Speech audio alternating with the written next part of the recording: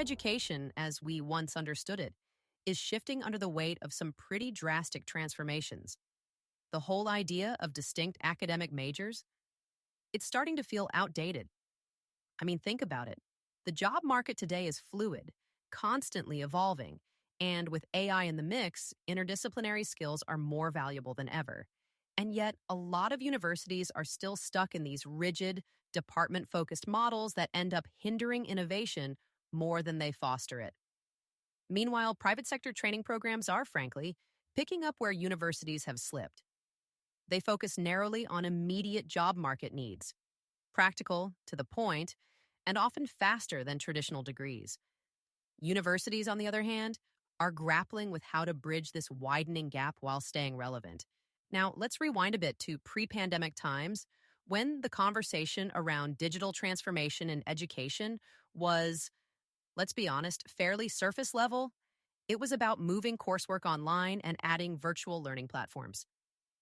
But when the pandemic hit, the cracks in that one-size-fits-all model became crystal clear. Engagement plummeted, well-being took a hit, and access to reliable technology wasn't exactly universal. Post-pandemic, the question isn't just how to expand digital infrastructure, it's about redefining education. What's the role of physical classrooms now? Can virtual and hybrid modes complement rather than compete with in-person learning? Because, frankly, the most successful institutions are those that understand each has its own pedagogical strengths.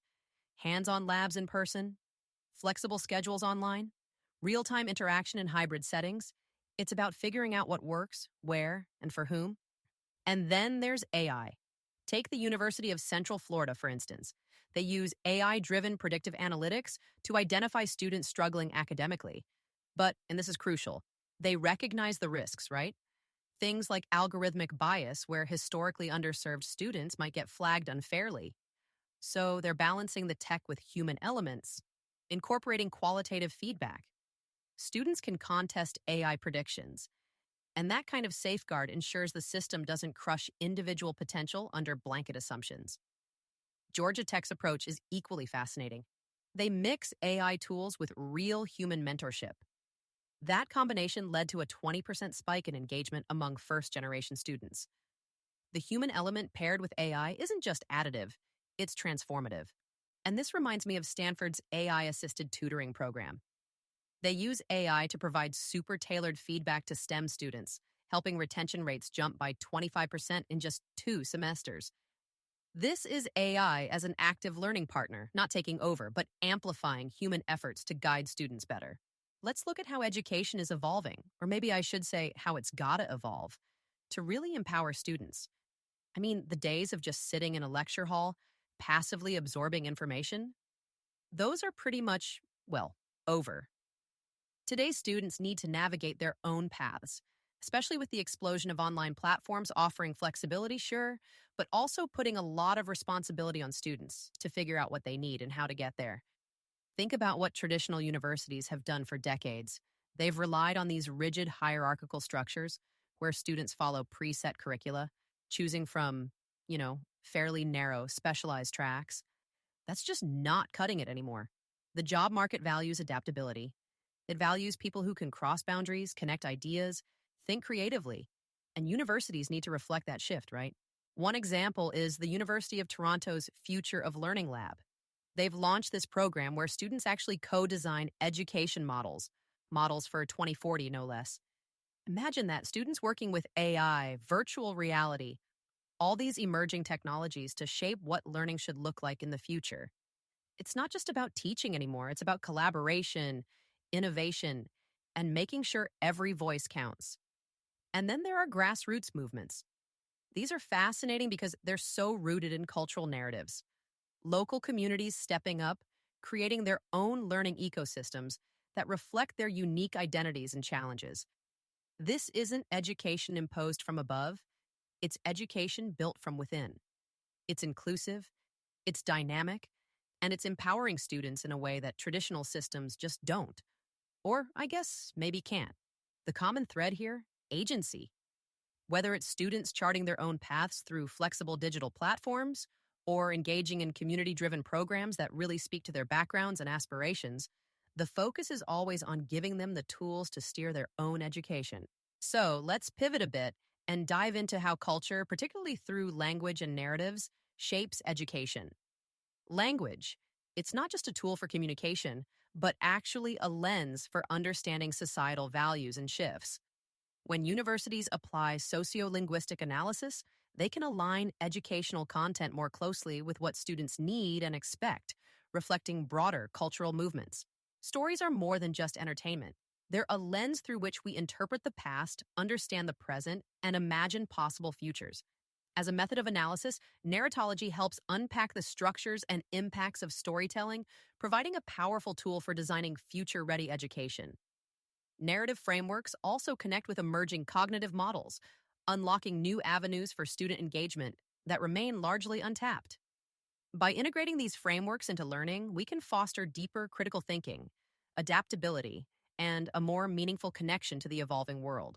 A great example here is the University of Michigan's Humanities Collaboratory. They've used narrative-driven curricula to connect students with historical and contemporary cultural narratives, helping them develop a deeper understanding of the world around them.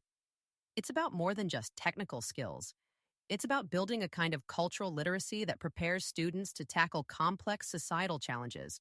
But narrative is just one part of the puzzle. Abstraction techniques and strategic foresight play a huge role too.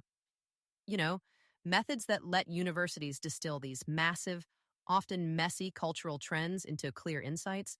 It's like a blueprint for adapting curricula. The University of Toronto's Future of Learning Lab, for instance, uses strategic foresight to think decades ahead, designing models for what education might look like in 2040. They're pulling in artificial intelligence, virtual reality, decentralized learning systems, everything. This isn't just incremental change, it's reimagining what's possible. All right, so let's talk about these fascinating glimpses into the future.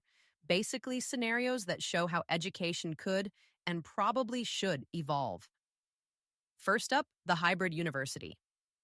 Imagine a world where physical campuses and online platforms aren't in competition, but they work in harmony. It's fluid, flexible, and designed to adapt in real time. Schools can use AI, like AI-driven cultural resonance tracking, to tailor courses on the fly, shifting as societal values or student needs change, almost like, well, a dynamic feedback loop. A good example is Arizona State University. They've explored this with adaptive learning initiatives, and it's not just a gimmick. Their AI-enhanced curricula led to a 20% jump in student retention. Why? Because the courses weren't static. AI adjusted them, real time, to better fit the learning pace and needs of individual students. It's modular, it's dynamic, it's just what education needs to stay relevant. Next, we've got decentralized learning networks. Now, this one flips the traditional model upside down. Instead of one central campus, you've got these decentralized, specialized learning hubs. They're all connected, networked, really, and students can chart their own paths based on niche expertise. Think of Minerva University. No main campus, no rigid curriculum. Students navigate global coursework supported by AI-driven academic tracking. It's like education without borders, literally and figuratively. But it's not just about tech-driven models. There's grassroots-empowered education. This one's my favorite because it's deeply connected to local cultures and communities. It's bottom-up rather than top-down. You see, local communities design their own educational frameworks using cultural mapping and, strategic foresight to respond to their specific needs. One standout example is the Barefoot College in India. They focus on indigenous knowledge and sustainability, and it's participatory, meaning students help shape the curriculum. It's a reminder that education can and should reflect lived realities. And finally, AI-augmented global learning. Here we enter a world where generative AI tools transcend geographic and cultural barriers, creating a fully integrated global education system. The Open University in the UK is paving the way with AI-enabled hubs that deliver personalized yet culturally relevant learning experiences. Multilingual AI translation interfaces make cross-border academic collaboration seamless, and students contribute their own cultural insights, which are synthesized into continually evolving curricula. It's global learning, but it's not impersonal. It's tailored. It's adaptive. and it's astonishingly human-centered. So let's wrap this all up by looking at AI as not just a tool, but a partner in the learning process. This idea of process-driven augmented intelligence is honestly transformative. I mean, think about it. AI doesn't replace human ingenuity, it amplifies it. By handling routines and redistributing cognitive loads, AI lets students and educators focus on those higher order, creative problem solving tasks that, frankly, algorithms alone just can't do. Take something as simple as personalized feedback. When AI systems analyze patterns and adjust learning materials, they free up educators to dive deeper into mentoring and guiding critical thinking. It's like education becomes this shared responsibility where technology handles logistics and humans drive creativity and reflection. Is that dynamic? It's game changing. And when you zoom out, it's clear. This isn't just about making learning more efficient. It's about empowering universities to evolve, to stay ahead of cultural and professional shifts, and to actively shape students into not just participants, but creators of the future.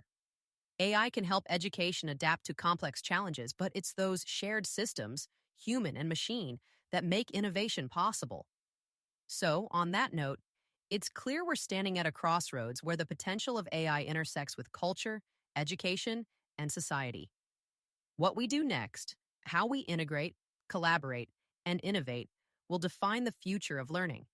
And that's, well, a future worth shaping. Until next time, take care and stay curious.